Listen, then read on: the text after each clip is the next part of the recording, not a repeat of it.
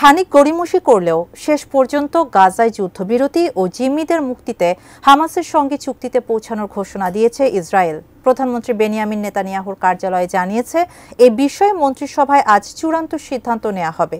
এদিকে ইসরায়েলি হামলায় আরও ৯০ জনের মৃত্যুতে গাজায় যুদ্ধবিরতি উদযাপন পরিণত হয়েছে শোকে। আরও জানাচ্ছেন সঞ্জিদা সিলভিয়া।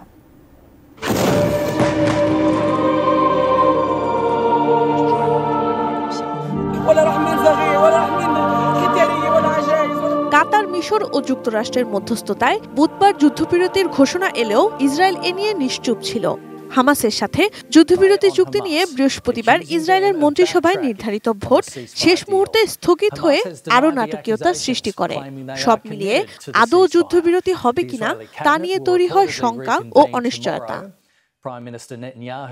তবে শেষ পর্যন্ত শুক্রবার নেতানিয়াহুর কার্যালয় জানিয়েছে, গাজায় যুদ্ধবিরতি ও জিম্মি মুক্তির চুক্তিতে অনুমোদন দিয়েছে ইসরায়েল।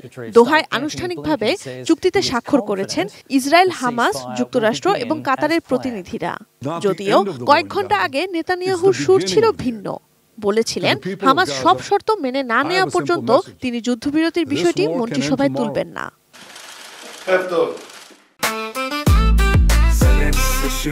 জেনেক্সে শিফট করো, লাইফকে লিফট করো।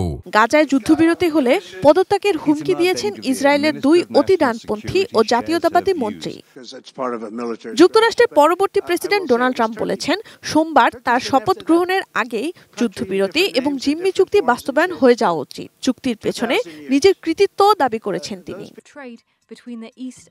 এদিকে ইয়েমেনের ইরান সমর্থিত হুতিদের নেতা আব্দুল মালিক আল হুতি জানিয়েছেন, যতক্ষণ পর্যন্ত ইসরায়েল ও হামাসের মধ্যে যুদ্ধবিরতি চুক্তি বজায় থাকবে, ততক্ষণ পর্যন্ত লোহিত সাগরে ইসরায়েল ও পণ্যবাহী জাহাজের উপর হামলা চালানো হবে না।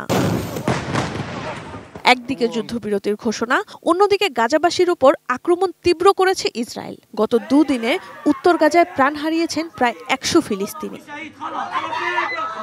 15 মাস ধরে চলা ইসরায়েলি বর্বরতার শিকার হয়েছেন প্রায় 47,000 ফিলিস্তিনি। গাজার 90% ঘরবাড়ি ধ্বংস বা ক্ষতিগ্রস্ত, বাস্তুচ্যুত 19 লাখ মানুষ, যা সেখানকার মোট জনসংখ্যার 90%।